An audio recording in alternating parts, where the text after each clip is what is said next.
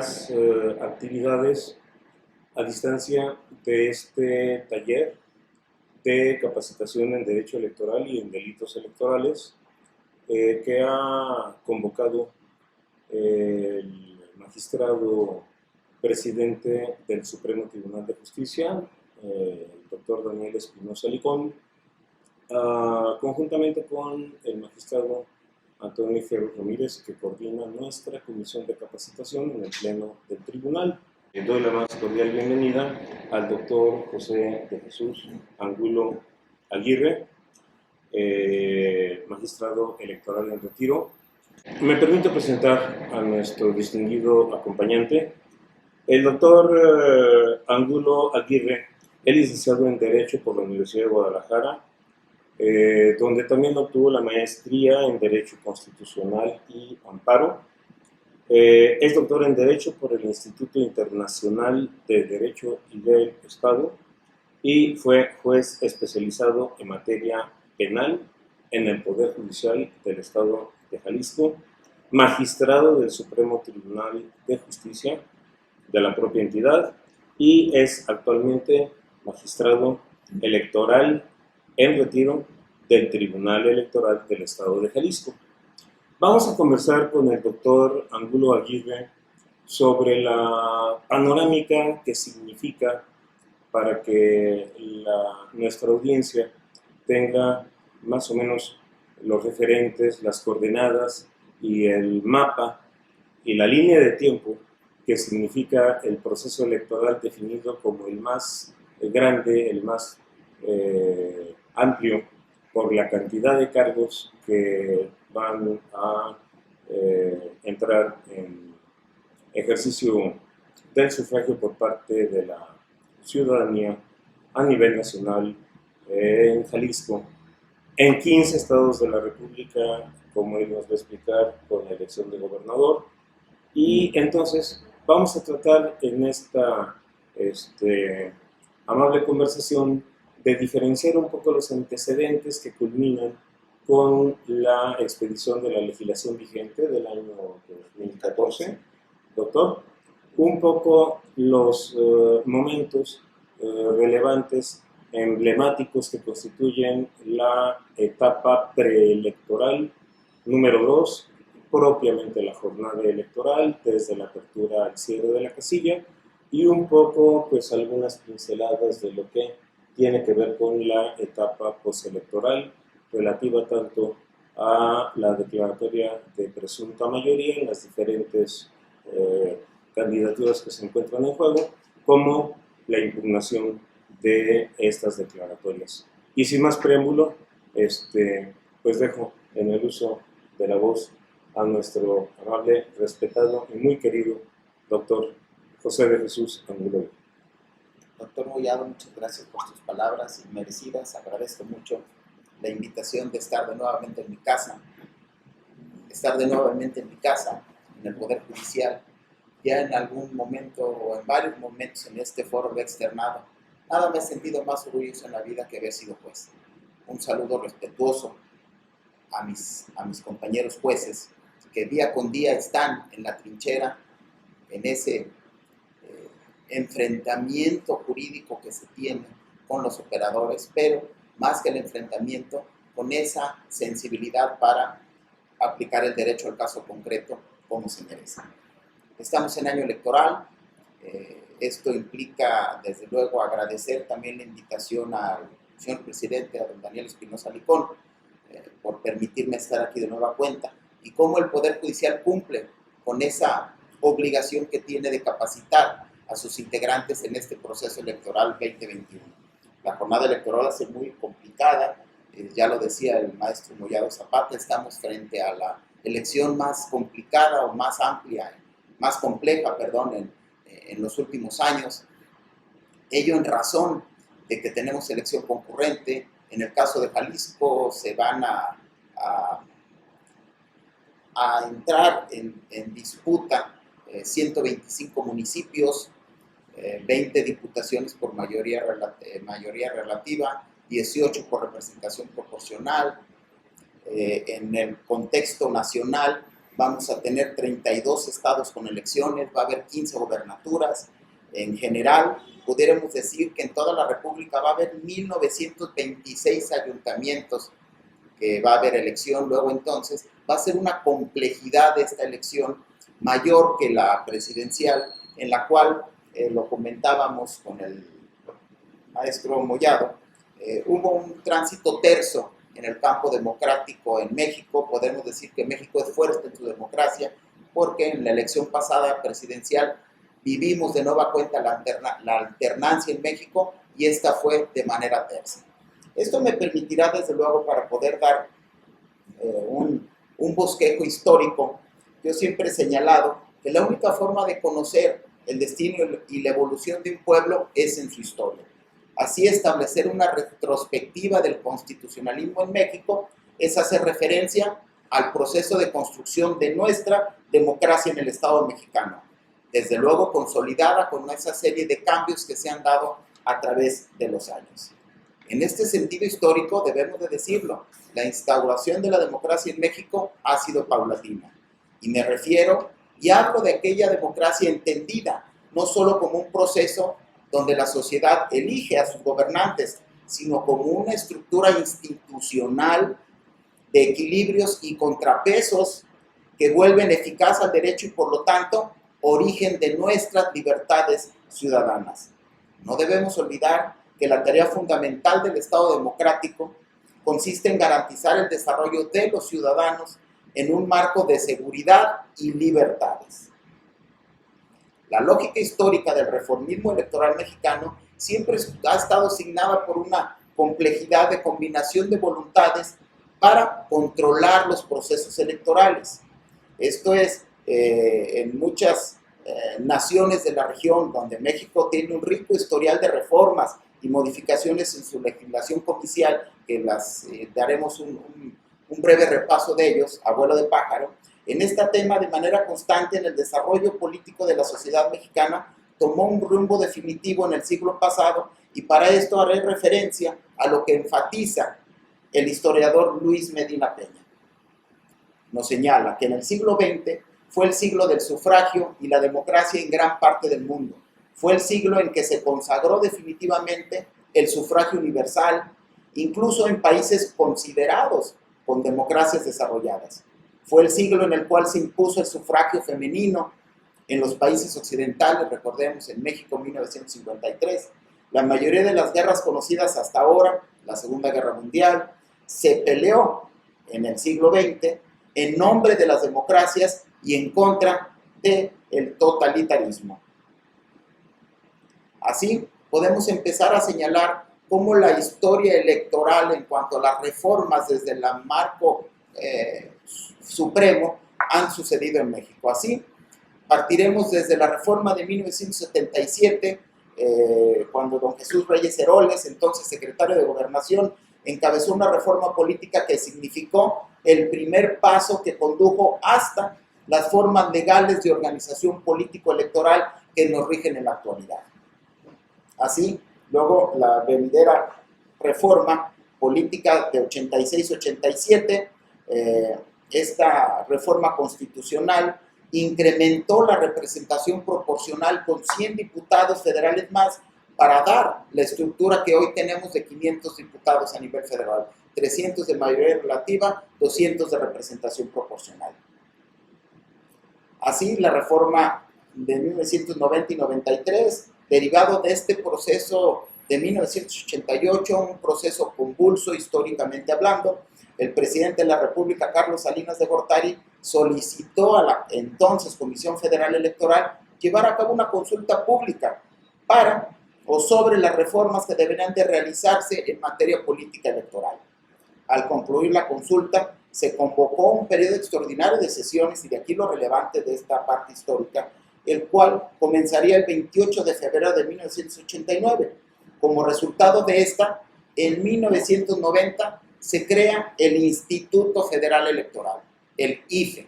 El IFE de Woldenberg, que está identificado como presidente, ese IFE ciudadanizado, en donde se encarga ya de organizar los procesos electorales federales, desde luego en una competencia específica en la República Mexicana.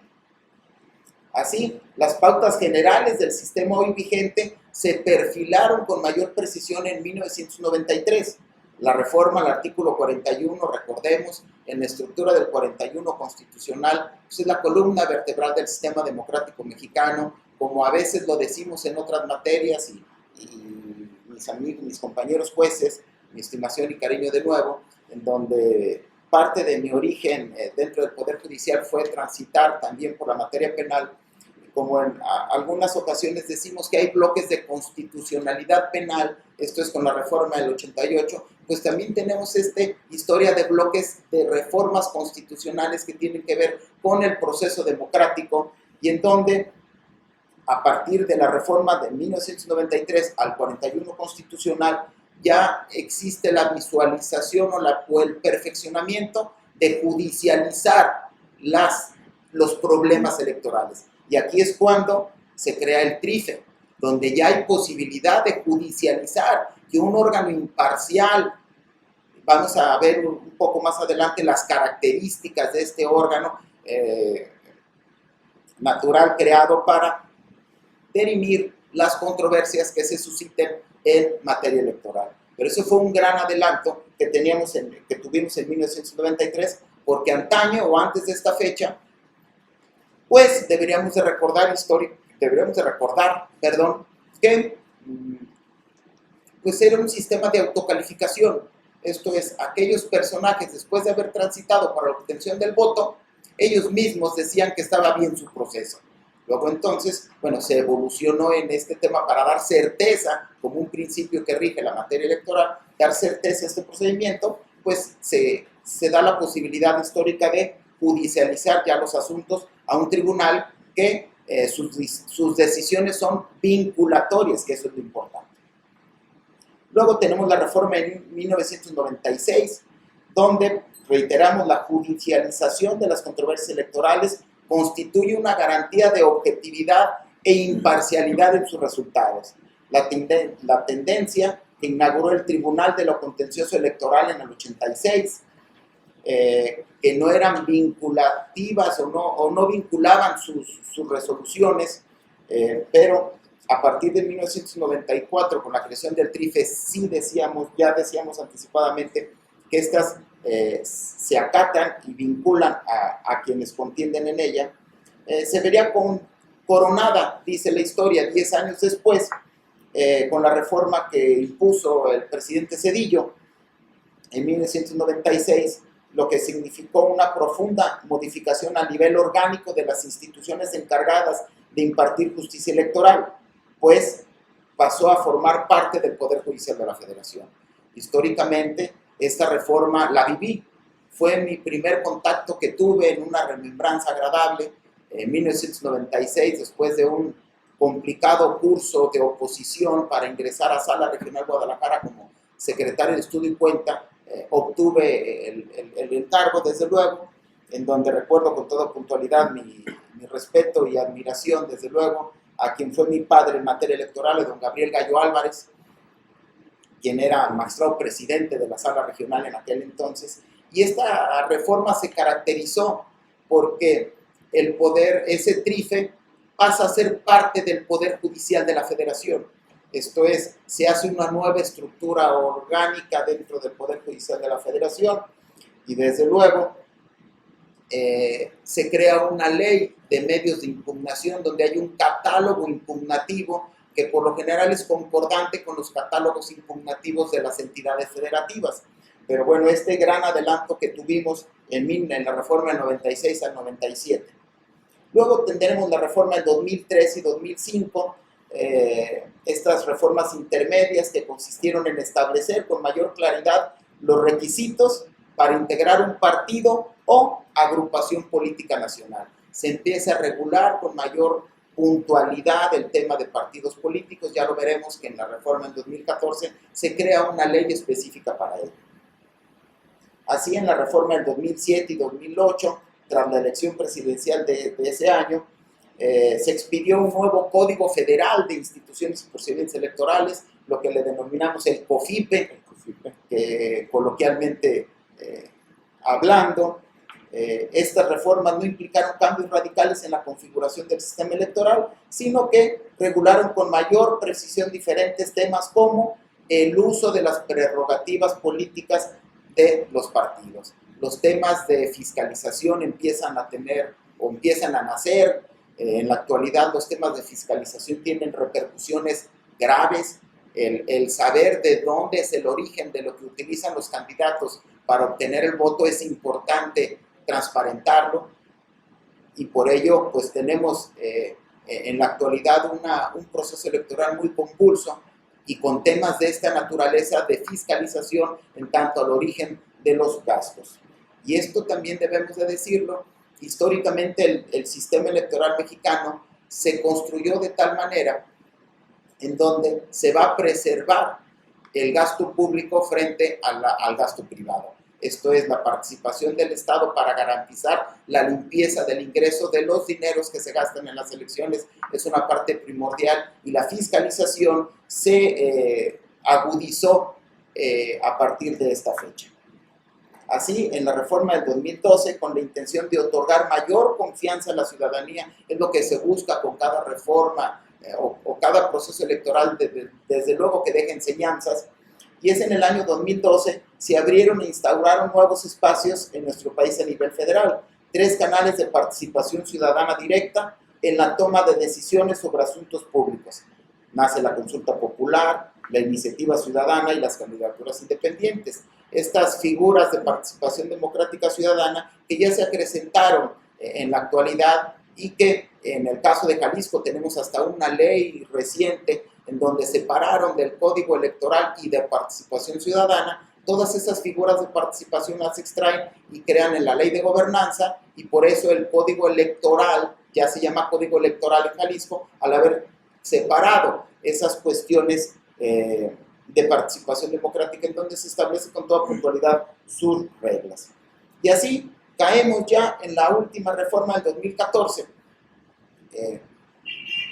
Después de este breve recorrido por las diferentes modificaciones que ha experimentado nuestro régimen electoral, podemos advertir que el tema electoral ha sido objeto de una gran actividad política, impulsada por una ciudadanía cada vez más informada y exigente, y esto es una realidad que tenemos, pero deseosa de que el diálogo de las cosas públicas se realice desde la solidez de las instituciones democráticas, en un marco de pluralidad, respeto y en un ambiente de paz.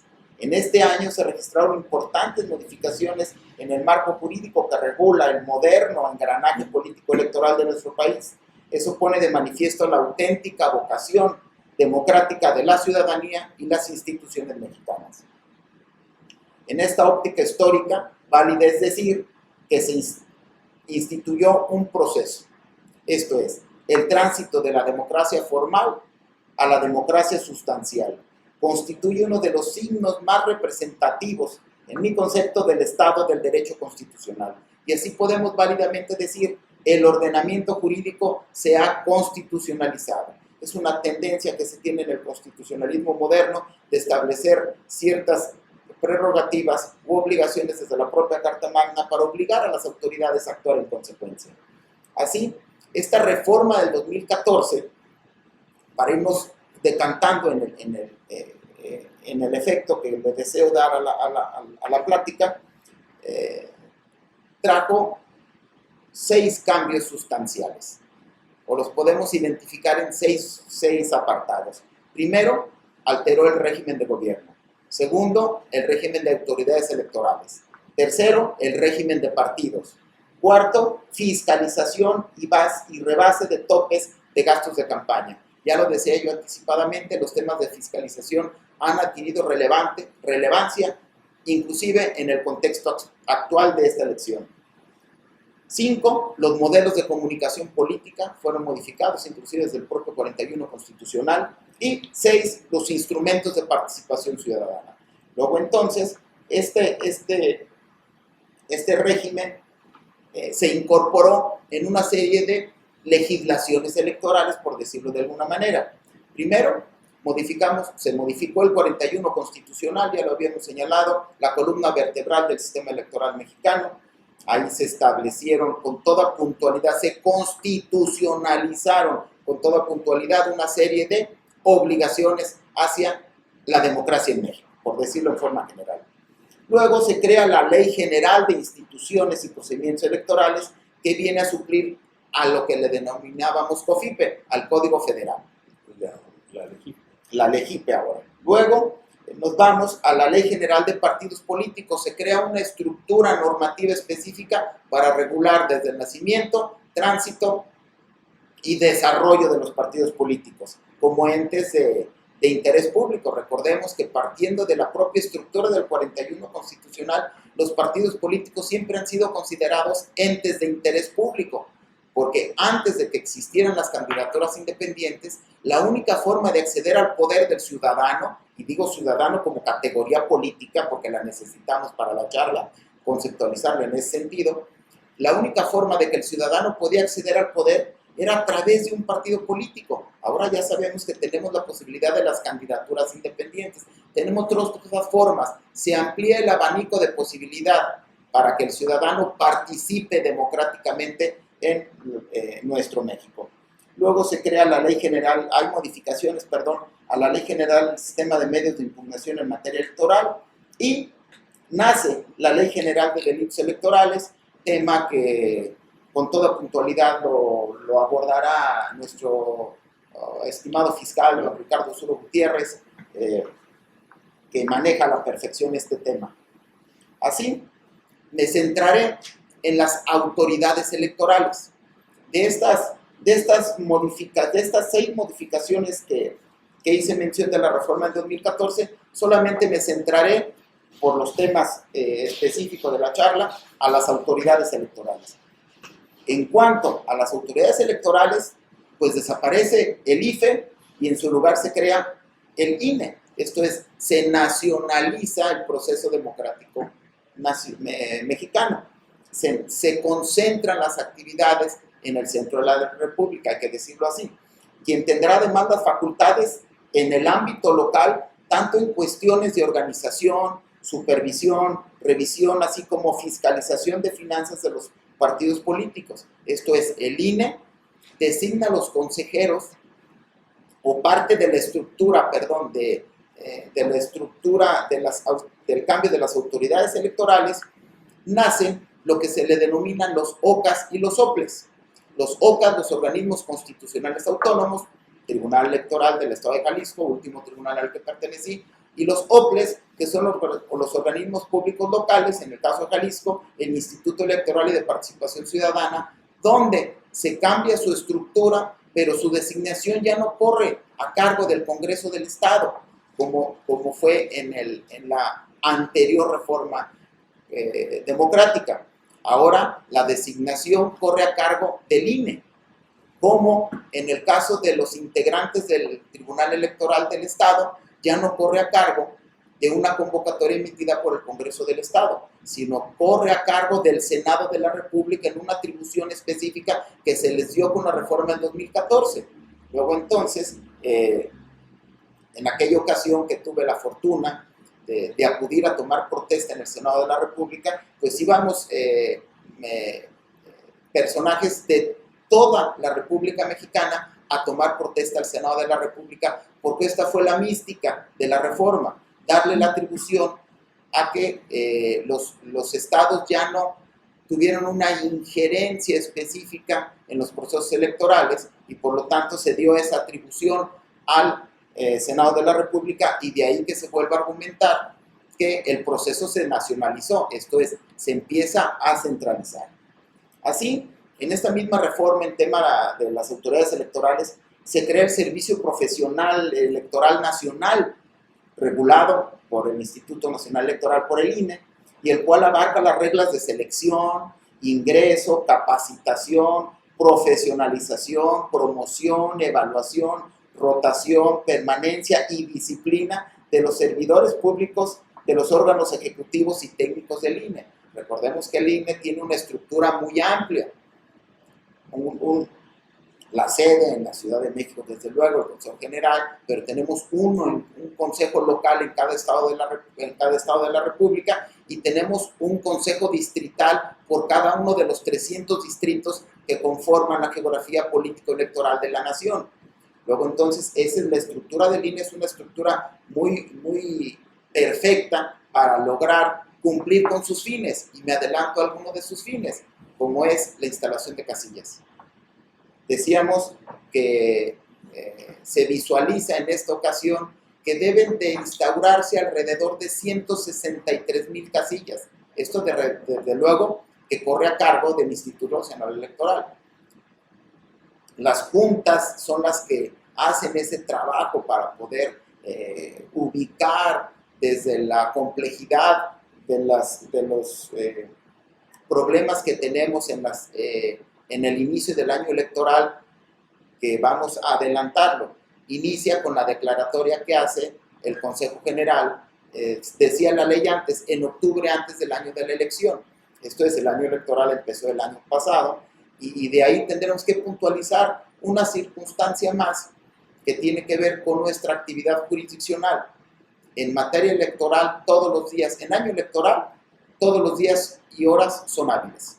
Esto implica que la imposición de los medios impugnativos, de esta cadena de medios impugnativos, de esta variedad de medios de defensa que cuentan los partidos políticos, que cuenta el ciudadano, pues bueno, tenemos que cuidar que en año electoral todos los días y horas son hábiles.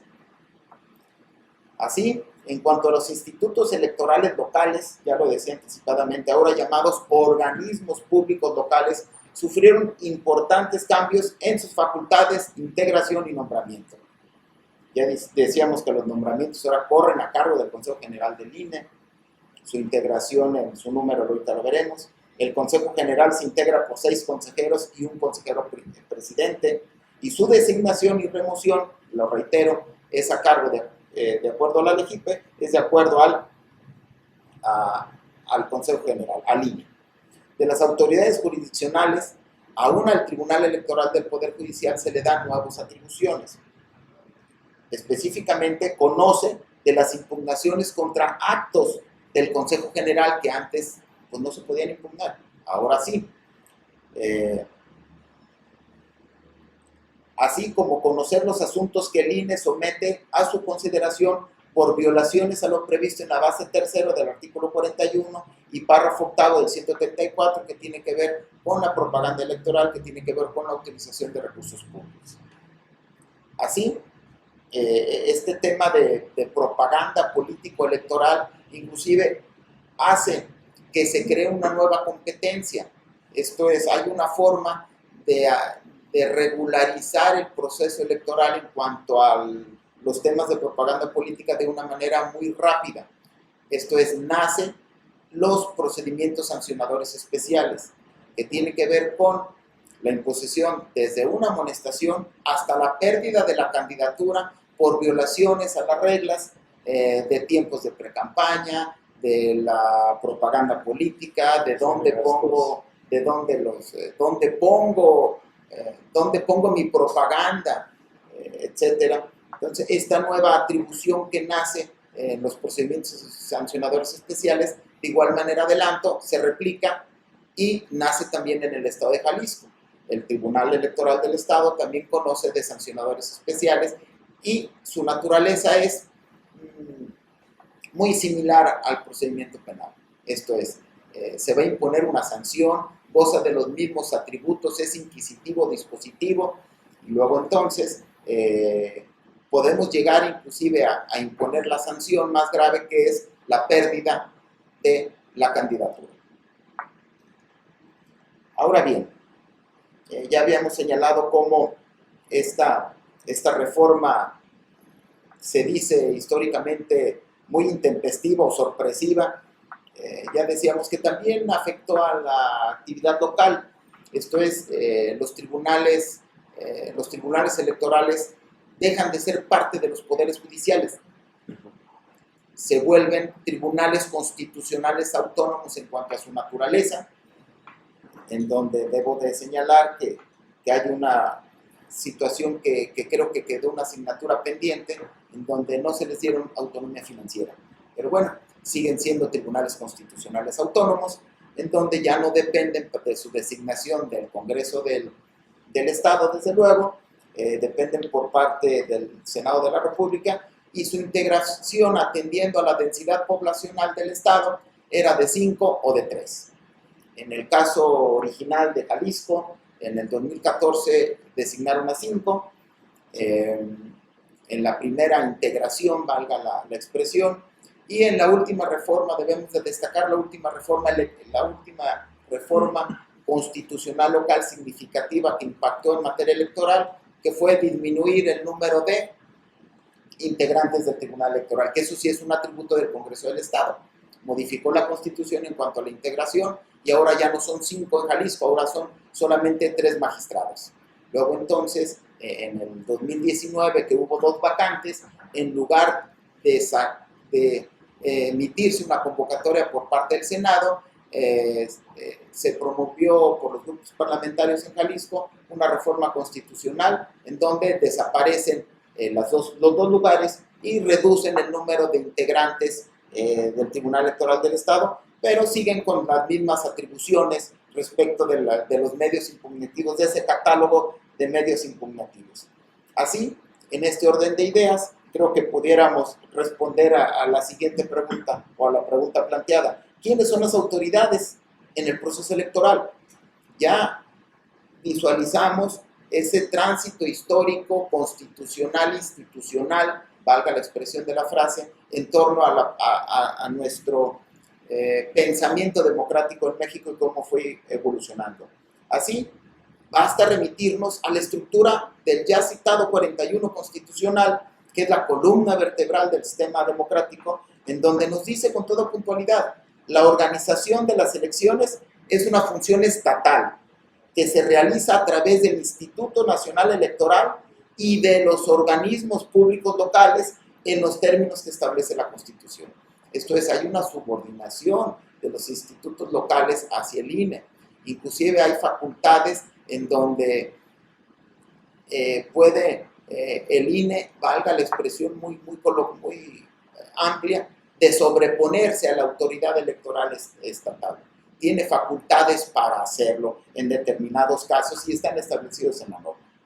Así, el Instituto Nacional Electoral es un organismo, su naturaleza jurídica, es un organismo público autónomo, dotado de personalidad jurídica y patrimonios propios, en cuya integración participa el Poder Legislativo de la Unión, los partidos políticos nacionales y los ciudadanos en los términos de la ley.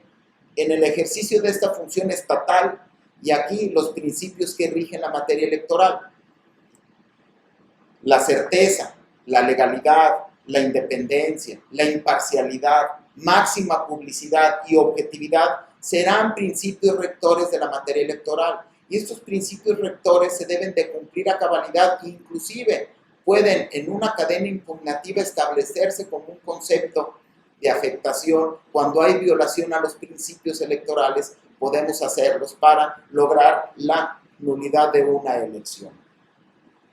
Además, las entidades federativas garantizarán que se establezca un sistema de medios de impugnación para que todos los actos y resoluciones electorales se sujeten invariablemente al principio de legalidad y garantizar la protección de los derechos políticos electorales del ciudadano.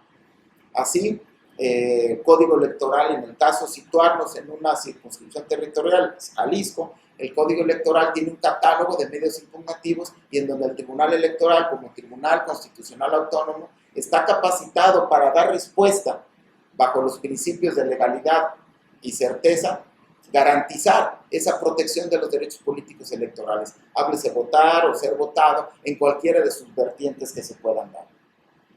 Así, para lo cual, el Tribunal Electoral del Estado, ya lo decía anticipadamente, es un organismo constitucional autónomo que resolverá en forma definitiva e inatacable las impugnaciones de actos y resoluciones que violen los derechos de votar, a ser votado, de afiliación libre y pacífica para tomar parte en los asuntos políticos del Estado, y que en esa función se garantizará, que los actos y resoluciones que emita se sujeten invariablemente a los principios que rigen la función electoral conforme a la legislación aplicable. Y estos principios vienen desde el propio marco constitucional en el cuerpo 41 y que se replican desde luego en la Constitución local.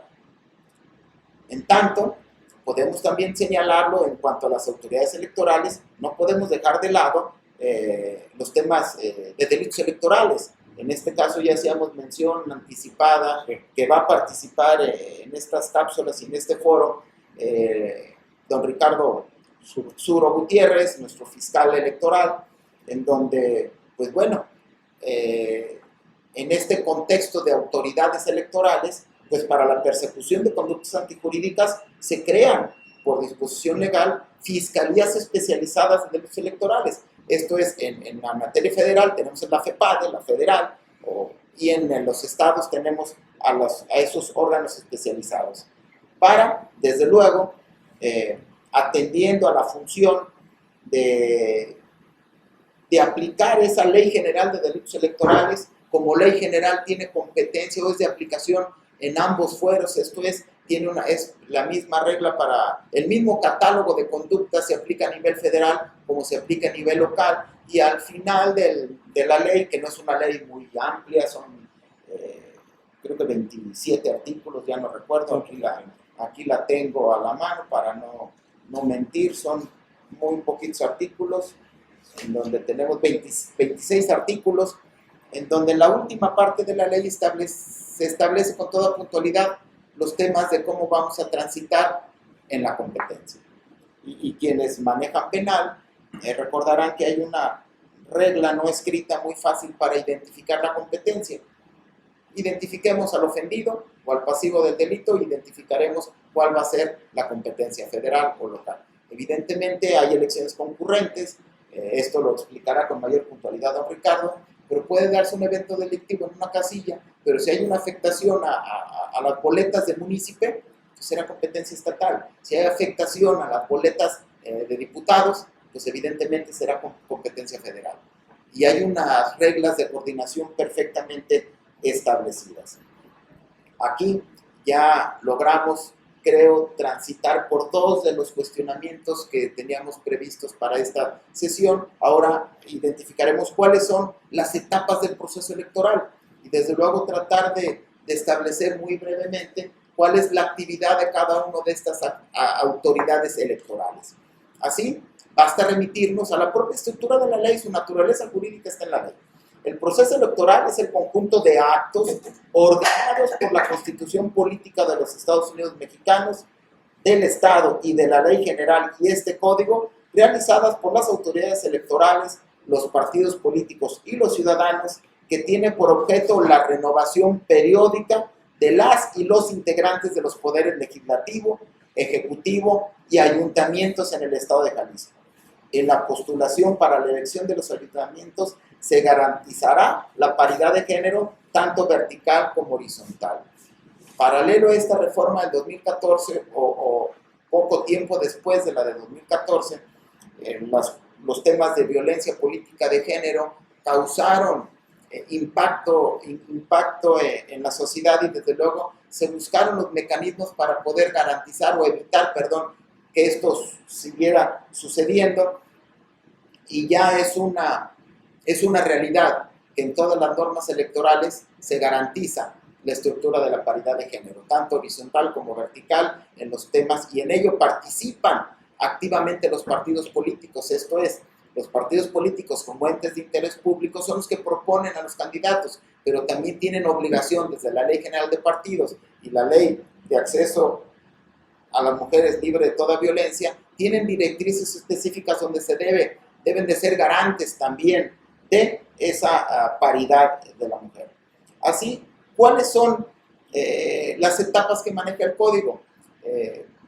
Me referiré con toda puntualidad a las que señala el Código Electoral del Estado de Jalisco, porque las desmembra con mayor puntualidad que inclusive la Ley General de Instituciones y Procedimientos Electorales.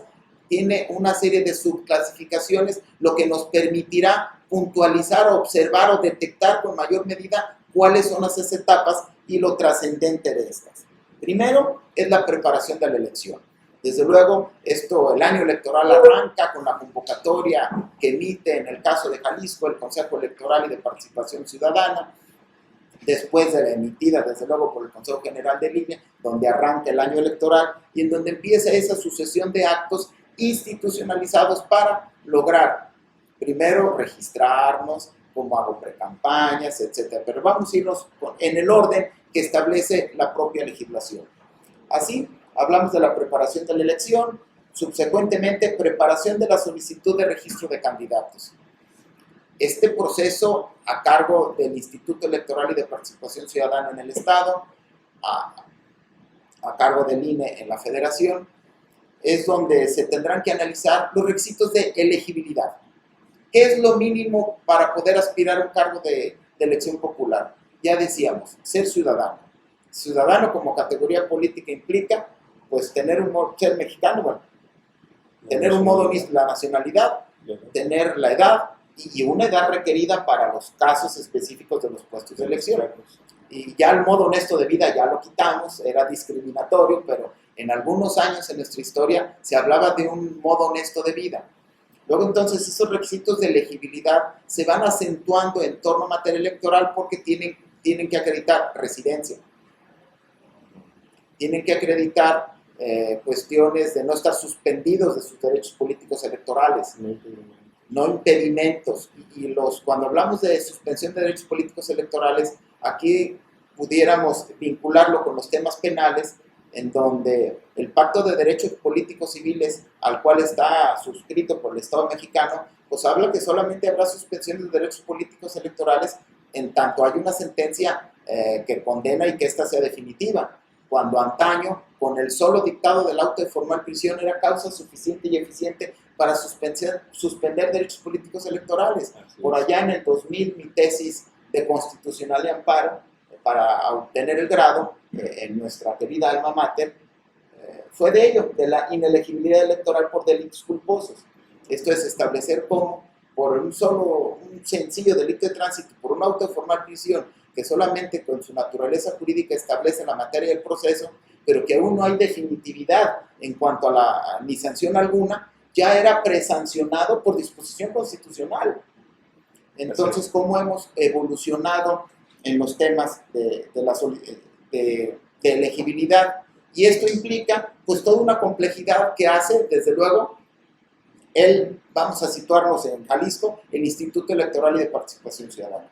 Y todos estos, vamos a decirlo de una manera muy general, estos problemas que se puedan suscitar en cuanto al registro de candidatos pueden ser impugnables a través del juicio para la protección de los derechos políticos del ciudadano. Esto es coloquialmente conocido como JDC, para ir tratando de vincular nuestra plática ahora a los medios impugnativos que tenemos. Luego entonces el JDC pues puede nacer, valga lo coloquial de la frase, así está identificado, inclusive así en las carátulas de los expedientes, así dice JDC, número tal. Podemos ir visualizando cómo el JDC nace en cualquier momento de la vida jurídica democrática de México. Esto es, en tanto hay una afectación de derechos políticos electorales del ciudadano, puede acudir a él en cualquier momento, sin importar que sea año o no año electoral, porque ya se regula también la vida intrapartidaria. Sí. También hay afectaciones a los ciudadanos por no dejarlos participar en la vida democrática a través de un instituto político. La siguiente estadio que nos establece nuestra ley es el otorgamiento de registro de candidatos y aprobación de sustituciones. Esto lo acabamos de pasar, sí, históricamente hace un poco más de una semana, y en donde de igual manera este registro de candidatos puede ser impugnable inclusive por dos vías. Si es por parte del partido político, podrá ser apelación. Si es por parte del ciudadano, podrá ser un juicio, un JDC. Sí. Campañas electorales. Ya arrancamos las campañas electorales, las arrancamos a las 2 de la mañana, por cierto. El Consejo General del IEPC, bajo una maratónica sesión, sí, creo que arrancaron a las 2 de la mañana, arrancaron tarde, inclusive por ahí hubo, en la prensa advertí que había algunas impugnaciones porque quienes se adelantaron a los actos de campaña, y todo ello puede ser, desde luego, sancionable o conocido por un procedimiento sancionador especial, porque tiene que ver con los tiempos de los arranques de campaña, entre otras cosas. Luego, el proceso de ubicación de las casillas electorales e integración de las mesas directivas de casilla. Desde luego, este es un atributo que desde la propia Constitución le toca al INE, no le toca al IEPC, al órgano local, le toca al INE, sigue concentrando esa atribución, y desde luego es una tarea maratónica, en donde tendrá que instalar en todo lo largo y ancho del territorio nacional 163,000 casillas para este proceso electoral. Luego, el acreditamiento de representantes de partidos políticos y coaliciones ante las mesas. Es un derecho ciudadano. Los partidos tienen la posibilidad de estar ahí el día de la jornada electoral, porque ya lo verán en otro de los módulos, al instalarse el día de la jornada electoral, al instalarse la casilla, hay que verificar que esté completa su integración, que haya llegado la documentación electoral, hay una hoja de incidentes. Los partidos políticos se están coadyuvando para que el proceso democrático sea legal, sea eficiente, sea correcto, con certeza jurídica en ese tránsito. Entonces, este acreditamiento es importante. Luego tenemos la elaboración y entrega de la documentación y material electoral, corre a cargo del INE. Y llegamos a la jornada electoral.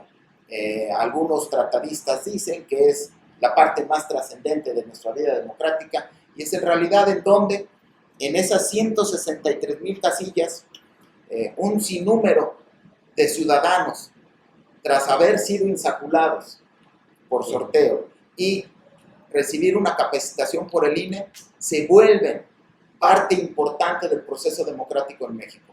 Esto es, son funcionarios de casillas son autoridades electorales por un día en su vida, y con una responsabilidad amplia.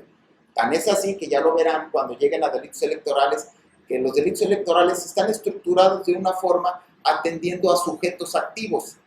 Luego entonces hay una serie de conductas específicas para funcionarios electorales. Ya lo dirá don Ricardo en su momento, para no adelantar vísperas. En esa jornada electoral, ¿qué hacen las autoridades electorales? Las autoridades electorales, los órganos de dirección entran en sesión permanente, porque tienen que estar al tanto de solucionar cualquier vicisitud que se pueda dar. Esto es, hay una sesión permanente, tanto a nivel federal como a nivel local, en los órganos administrativos, en los consejos municipales, consejos distritales, consejo general, etc. Una sesión permanente, donde participan los partidos políticos y pueden interactuar, desde luego, porque necesitan solucionar cualquier vicisitud que se dé. Si se instauró la casilla, si no se instauró la casilla, si llegó el material electoral, si no llegó, si está completa o no está completa, si hay incidencias graves, que hay una hoja de incidencias. Y en esas incidencias graves es otra parte importante, donde los jueces nos constituimos por disposición legal en fedatarios públicos el día de la elección. Recordemos, y no sé si ya habrá llegado por parte del Consejo de la Judicatura a estas alturas del tiempo, la circular en donde pues, el día de la jornada electoral pues tenemos que abrir el juzgado creo que a las 7 de la mañana y nos vamos hasta las 7 de la noche, desde luego dando la oportunidad de que nuestro personal pueda salir a emitir su voto en la casilla que le corresponda, pero estamos atentos porque somos fedatarios de cualquier incidencia grave, o cualquier incidencia grave o no grave. De igual manera, los notarios públicos el día de la jornada electoral están obligados a prestar sus servicios de forma gratuita. Y aquí es donde, en su momento, con nuestro querido amigo Juan Pablo Hernández Venaderos, les dará una visión específica de qué hacemos y qué no podemos hacer como juzgadores y cuál es nuestra responsabilidad. Porque tenemos una responsabilidad administrativa, y dijera yo, pero también tenemos una penal. Sí. Y además, yo en alguna ocasión, déjenme como un contexto histórico, pues yo logré detectar en alguna ocasión, nulifiqué una casilla electoral porque alguien que detentaba el cargo de secretario en un juzgado había sido designado secretario en una mesa directiva de casilla. Estaba impedido. Claro. Había un impedimento legal y eso trajo como consecuencia la nulidad de la elección. Digo, la elección de la casilla, perdón, en concreto, pero no tenía facultades. No tenía la posibilidad, perdón, de haber estado ahí, tenía el impedimento. Y esas son las estructuras de responsabilidades que debemos de advertir como juzgadores, que como juzgadores tenemos el día de la jornada electoral. Y que será materia de otra cápsula de otra especial, de otra cápsula especial, específicamente con don Juan Pablo. Luego tenemos los resultados electorales que se dan el miércoles o el domingo venidero, en donde termina esa sesión maratónica del órgano administrativo encargado de los votos. Perdón, aquí me comí una parte de la jornada electoral que la casilla no se va a cerrar después de la recolección de votos. Desde luego está el escrutinio y cómputo, la separación de los votos, acomodar de acuerdo a las reglas que establece el Código Electoral. Se hacen los paquetes electorales, se mandan a las sedes que para ellos se hayan establecido, ya sea los consejos municipales, si estamos muy retirados del consejo municipal o distrital, a los centros de acopio, porque si esto no se hace dentro de los tiempos naturalmente idóneos o lógicos de traslado, se viola el principio de certeza y nace en la vida una causal de nulidad de la votación recibida en casilla. Y los votantes, si bien es cierto la casilla se debe de cerrar a cierta hora, pero si hay una fila o hay todavía electores esperando votar, pues se le tendrá que recibir el voto hasta que el último lo emita. Esto es una característica de la jornada electoral porque lo que se trata es de lograr la participación ciudadana, no de limitar la participación ciudadana. Luego ya tenemos los resultados, calificación de la elección y desde luego ya estos resultados y calificaciones de las elecciones, estas etapas son las que usualmente se judicializan. Sí. Y es el día de la jornada electoral en donde nace por autonomacia el juicio de inconformidad. El juicio de inconformidad es para lograr la nulidad de la votación recibida en casillas, hacer el cómputo de nueva cuenta si es que se ha nulificado casillas y, desde luego, cambiar ese resultado, el cómputo, cambiarlo, desde luego, pero también la constancia, emitirla a favor de quien haya sido ganador. Y esta parte es muy compleja en los temas de las autoridades jurisdiccionales, porque aquí es donde no duermen, es la realidad. No se duerme en los procesos electorales. Yo llegué a salir a las 5 de la mañana, bañarme, cambiarme y regresarme de nueva cuenta, y en donde tenemos plazos ciertos. Se dice que en materia electoral no hay rezago. Efectivamente, no lo hay ni lo podrá haber, porque forzosamente tenemos tiempos de resolución en esas cadenas impugnativas, tanto a nivel local como a nivel federal, porque no puede haber vacíos en el tránsito del poder en ese proceso democrático. Y, desde luego, pues ya tenemos como última fase la expedición de constancias de mayoría, de asignación y de representación proporcional. Y es el acto formal, evidentemente. Y como podríamos haber observado, o como pudimos observar, el Código Electoral del Estado maneja con mayor puntualidad todas esas fases del proceso electoral, con mucha puntualidad, aún con mayor puntualidad que la propia legislación federal. Y ahora culminaremos a la última parte. Maestro, no sé cómo ande de tiempo, iremos a la última parte, que son los medios de impugnación en materia electoral, en donde ya hicimos un ejercicio de tratar de vincularlos, pero tendríamos que identificar cuál es ese catálogo. Primero, es obligado decir cuáles son los principios que rigen los actos y resoluciones en materia electoral: certeza, legalidad, imparcialidad, objetividad, máxima publicidad, independencia, definitividad y constitucionalidad. Son las características. Hay algunas que son concordantes con aquellos principios que nacen del propio 41 constitucional. Y así, el sistema de medios de impugnación en materia electoral se se constituye por los siguientes. Se articula, gracias maestro, por los siguientes. Recurso de revisión, y me anticipo, es eminentemente administrativo, lo resuelve la propia autoridad. Recurso de apelación, ya es jurisdiccional, resuelve el Tribunal Electoral.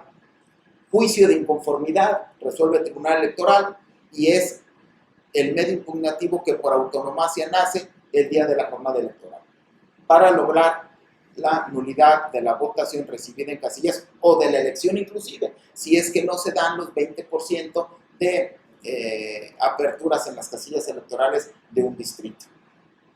Luego, tenemos el juicio para la protección de los derechos políticos electorales. Este es eminentemente jurisdiccional, nace en cualquier momento del proceso electoral, porque como su nombre lo indica, es para hacer patente esa posibilidad que tiene el ciudadano de participar en la vida democrática de nuestro país. Y esto implica, en su inicio, el juicio para la protección de los derechos políticos electorales, recuerdo allá por el 96, solamente era capaz o útil, jurídicamente hablando, para poder tu credencial de elector y en la lista nominal, pero no ingresaban a la vida intrapartidaria. Fue hasta con criterios de sala superior y la adecuación de las normas electorales en donde pues ya los juicios para la protección de los derechos políticos electorales son aptos para poner orden en la vida intrapartidaria. Esto es, no me dejas ser candidato, me quitas mi filiación como ciudadano a un partido político porque tenemos ese derecho. Y ya no recuerdo ahorita en qué número de juicios ciudadanos van, pero creo que ha tenido una complejidad el Tribunal Electoral en esta ocasión, pero sí recuerdo en el 2014, cuando recién iniciamos, que tomamos protesta el 6 de octubre, arrancamos el 7 de octubre del 2014 y para diciembre ya llevábamos 5,000 juicios ciudadanos. Todo por los temas intrapartidarios, esto es, el derecho de votar y ser votado, pero también de participar en la vida democrática a través de un partido político. Luego los procedimientos... Magistrado, entonces lo que estamos aquí visualizando es que así como el artículo 41 constituye el pilar y establece los principios rectores de la parte administrativa de la organización, de la vigilancia y de la calificación de la jornada electoral, habría que agregar, corríjame por favor, al artículo 99, porque ahora ya el Tribunal Electoral, como bien dijo usted, forma parte del Poder Judicial de la Federación, y es ahí, me parece que en las fracciones quinta y sexta, usted lo sabrá mejor que yo, que se establece la procedencia del JDC por sus acrónimos y del JRC para el caso de la impugnación de resoluciones. En la sala regional de las autoridades locales, incluido el Tribunal Estatal correspondiente, y en la sala superior que está en la Ciudad de México, con 7 magistrados, las resoluciones que han dictado las salas regionales de Guadalajara, de Monterrey, de Jalapa, de Toluca y de la Ciudad de México, cada una con 3 magistrados en sus ámbitos de competencia. Todo ello consecuencia, bueno, como ha dicho usted, de los derechos, de las prerrogativas y obligaciones que el 35 y el 36 constitucionales nos confieren como ciudadanos. ¿Sí es correcto? Es correcto, así maestro. En una recapitulación, esa cadena impugnativa que le decimos en materia electoral a veces suele ser muy longeva, muy larga, muy complicada, porque ante un juicio un JDC local, sí, puede haber un JDC federal. Luego tenemos en materia federal, tendríamos juicio de inconformidad y luego tendríamos reconsideración, o tenemos revisión constitucional, sí, o juicio electoral. Esto es, Sala Superior ha tratado de establecer la mayor cantidad de accesos a la justicia por medio de criterios, inclusive en un inicio, sí, los JDC locales los abrevábamos a ellos por disposición de una resolución de sala superior que obligó a que el Estado de Jalisco tuviera un medio de acceso, un medio impugnativo de acceso a los ciudadanos. Entonces no lo había, pues créalo. Y bueno, pues no somos órgano legislativo, pero sí jurisdiccional, y en tanto con ese cumplimiento de esa sentencia de sala superior, se creó en Jalisco un JDC, y después se dieron las modificaciones legales inherentes, y bueno, ya lo tenemos perfectamente establecido en el Código Electoral y de Participación Ciudadana. Pero efectivamente, maestro, como usted lo dice, hay un catálogo tanto a nivel federal como local que permite que todos los actos y resoluciones electorales sean sometidas al principio de legalidad y constitucionalidad. Esas son las vertientes principales que tenemos. Desde luego que sí, maestro. Correcto, gracias. Gracias. Gracias. Y en este sentido, debíamos de señalar entonces ya a manera de ir aterrizando ya en una conclusión, o ya para terminar mi participación el día de hoy, ya decía anticipadamente de ese catálogo de medios impugnativos, algunos son administrativos, otros son jurisdiccionales, ya los dijimos anticipadamente cuáles eran unos ellos y cuáles eran unos y cuáles eran los otros. También señalé, creo ya anticipadamente, que como una prevención general, pues en año electoral todos los días son hábiles, entonces hay que ponernos muy listos porque la interposición del medio se nos va, si valen sábados y domingos, y eso es algo importante. Si ustedes podrán advertir, el Tribunal Electoral, hay gente en año electoral las 24 horas del día, hay guardias. Hay guardias porque así lo amerita el tema electoral. En materia estatal, la regla son 6 días para la interposición de los medios, desde luego, en federal son 4. ¿Cuáles son las pruebas que podemos tener? Por lo general, siempre pensamos en materia electoral en documentales públicas y privadas, eso es natural. Eventualmente puede haber pruebas técnicas, pero por excepción, pruebas técnicas en el sentido de la apelación para impugnar una multa que está mal calculada. Bueno, pues ahí sí necesitamos una prueba técnica, una pericial, pero no podemos hacer una pericial en juicio de inconformidad, porque tampoco los plazos no nos los permiten. Entonces podríamos decir que tenemos documentales públicas, privadas, técnicas, la instrumental de actuaciones y la presuncional, legal y humana en sus vertientes. La presuncional, perdón, son ambas vertientes.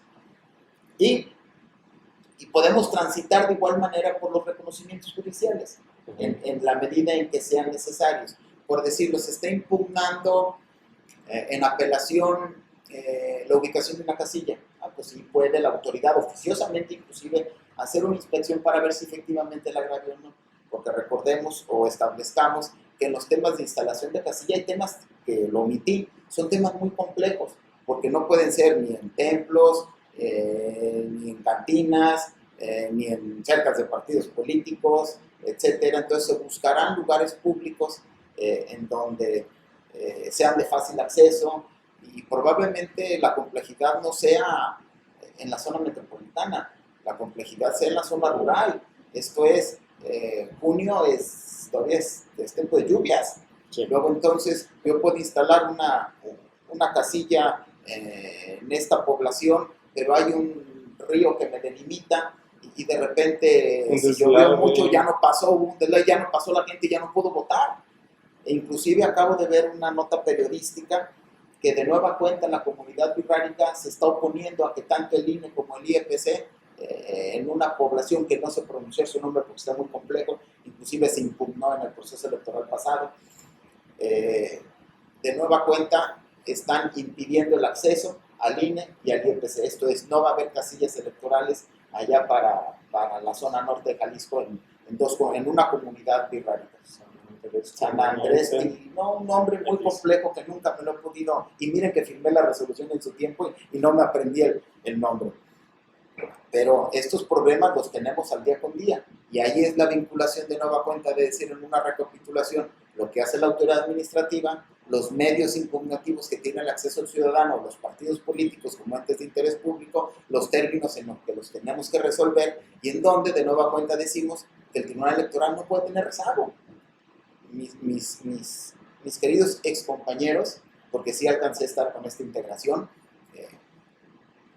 están sesionando diario. Hoy tienen sesión, por cierto, creo a las 5 de la tarde otra vez de nueva cuenta. O sea, están a paso forzado porque tienen que cumplir con esa obligación de resolver con imparcialidad, objetividad y constitucionalidad los medios informativos.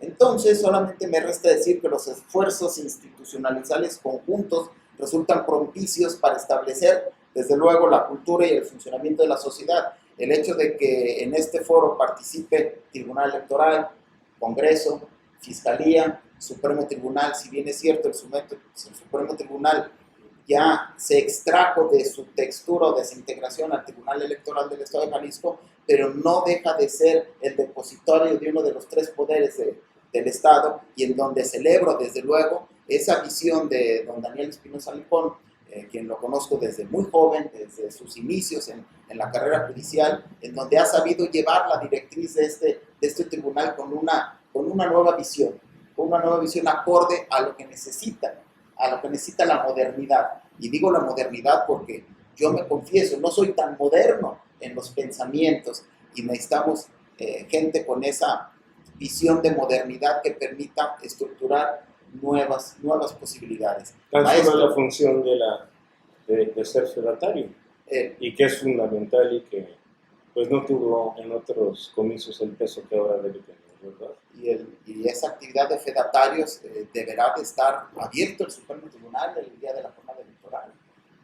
La corresponsabilidad que como autoridades tenemos de que este proceso electoral funcione, transite y llegue a feliz término, y logremos de nueva cuenta demostrar que México, en su aspecto democrático, es un México robusto, es un México que, a pesar de las adversidades y de los problemas que se puedan dar en el desarrollo político de la contienda, sigue siendo un México fuerte. Maestro, yo con esto terminaría, nada más me restará agradecer de nueva cuenta a usted por la amable invitación de estar aquí, a don Antonio Fierros y a don Daniel Espinosa Licón por permitirme estar de nueva cuenta en esta mi casa, en el Supremo Tribunal, y enviarles de nueva cuenta un cordial saludo a mis compañeros jueces y reiterarles que no me he sentido más orgulloso en la vida que ser juez. Ustedes detentan esa responsabilidad social y en ustedes está la credibilidad de nuestro Poder Judicial. Muchas gracias, doctor. Bien, damos por concluida esta interesantísima charla, en donde no solamente se nos ha ilustrado sobre la evolución histórica que ha tenido el desarrollo del sistema electoral mexicano. Si pensamos, por ejemplo, que en el siglo XIX, si pensamos, por ejemplo, que las 2 primeras décadas, probablemente las 3 primeras décadas del siglo anterior, fueron una época marcada por la impronta del caudillismo de los militares, de la transición de los militares a los gobiernos civiles, el nacimiento de los grandes partidos políticos, históricamente 4, como todos sabemos, hasta la diversificación que estas reformas, que con mucha puntualidad nos ha compartido el doctor Angulo Aguirre, han permitido y han propiciado que en la elección del próximo mes de junio estén contendiendo en la mayoría de las entidades federativas entre 6, 7, 8 partidos políticos, entre locales y nacionales, y por supuesto partidos políticos municipales. Se ha hecho una muy clara recapitulación de cuáles son los momentos emblemáticos de la etapa preelectoral, del desarrollo de la jornada electoral desde la apertura y antes de la apertura de la casilla hasta el cierre y después del cierre de la casilla electoral, por secciones, por distritos, y la importancia que tiene la autoridad administrativa, sea municipal, sea distrital, sea estatal, en los procesos de calificación y de declaración de la presunta mayoría. Para cerrar de una manera muy brillante también, don Jesús, ha sido muy ilustrativa realmente esta charla con el sistema de medios de impugnación en materia electoral. ¿Cuáles de carácter administrativo? ¿Cuáles de carácter jurisdiccional? Y los alcances y los efectos que unos y otros tendrán en la confirmación o en la modificación de las declaraciones de presunta mayoría. Yo quiero también hacer votos porque este primer domingo de junio los y las votantes acudamos a las urnas, las autoridades electorales, desde los integrantes de las mesas directivas de casilla hasta los miembros del Consejo General del Instituto Nacional Electoral, y creo que ya demostraron de qué madera están hechos, garanticen otra vez, una vez más, que la democracia ha llegado a México para quedarse, que hay la posibilidad y la realidad de tener transiciones tersas y alternancias sin violencia, con todo el conjunto de problemas que en este momento, de orden social, de orden económico, de orden político y hasta de orden sanitario, aquejan a la población. Enhorabuena, doctor Angulo. Gracias. Muchísimas gracias. No quiero desconocer el apoyo significativo que nos ha ofrecido la Coordinación de Comunicación Social del Supremo Tribunal de Justicia para los registros y las ediciones de todos estos trabajos. Muchas gracias y buenas tardes, buenas noches, buenos días.